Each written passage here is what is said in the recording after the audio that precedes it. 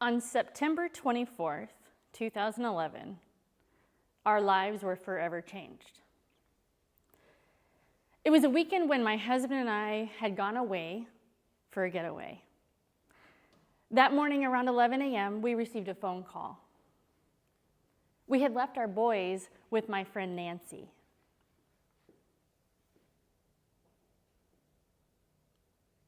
Okay. Thank you for letting us know. Yeah, keep us posted. All right, we'll talk to you soon. You see, I was talking to my friend, and she told us our 6-year-old Will had fallen and hit his head. The good mom that I am, an ice pack should work. They'll get him checked out, not a problem. A few minutes later, the phone rang again. Yes, this is Marcy. Officer Bill? Okay. Oh. Yeah, we'll be there. The second phone call was Officer Bill informing us that our son, our 6-year-old, was being transported by ambulance to Riley Hospital for Children in Indianapolis. In a moment, our lives changed.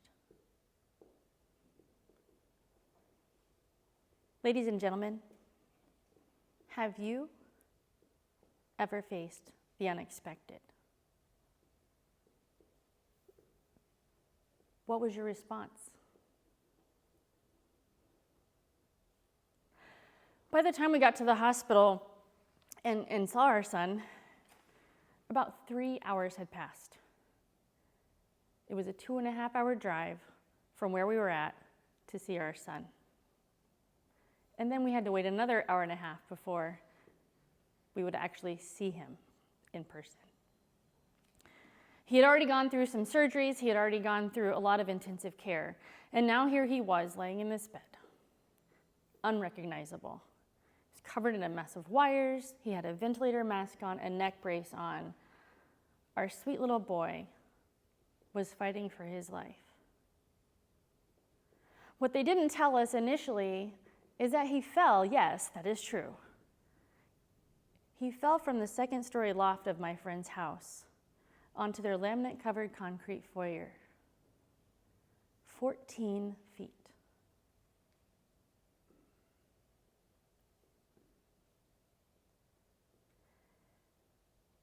What did you do? What would you do in a moment like that?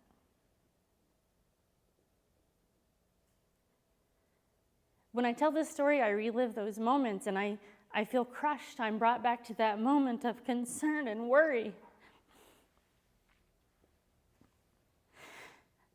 The prognosis may not be great. He's lying helpless on a ventilator, fighting for his life. In a few days, the swelling will go down, the doctor said. And a few days came and went. They had placed my son in a coma, and after a few days, he was still in the coma. In a few days, the swelling will go down. We will bring him out of the coma, they said. A few more days came and went, and they kept him in the coma. As I was sitting there next to my son's bed, I remember a nurse suggesting, Mrs. Rankin, there's this online web portal called Caring Bridge. I know a lot of people have reached out in concern for your son. Perhaps you could start a Caring Bridge journal and document what you guys are going through. So that's what I did.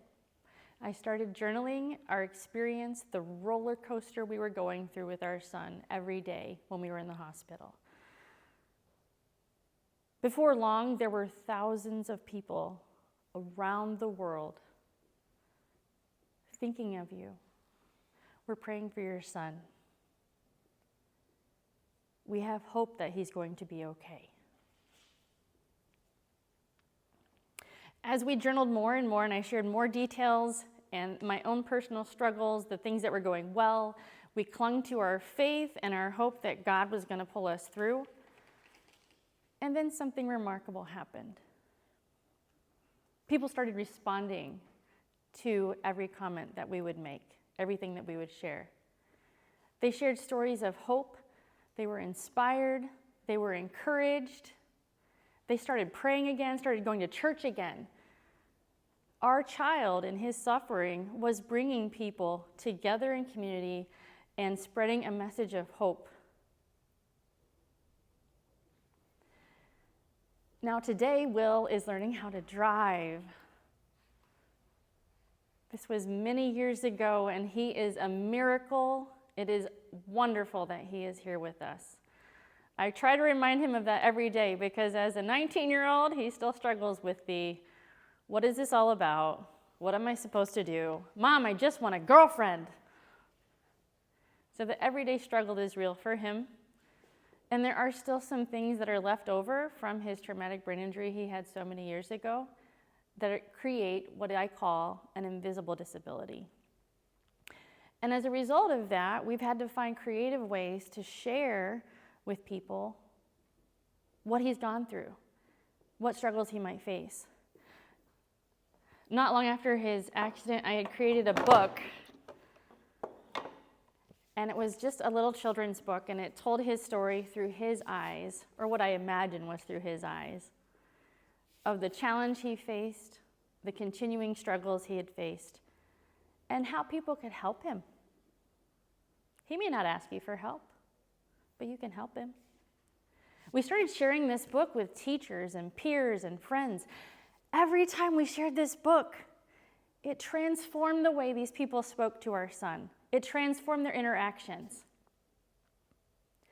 And then a few months ago, I had shared this same book with a friend of mine, a total stranger to me. I had just met him a couple days before.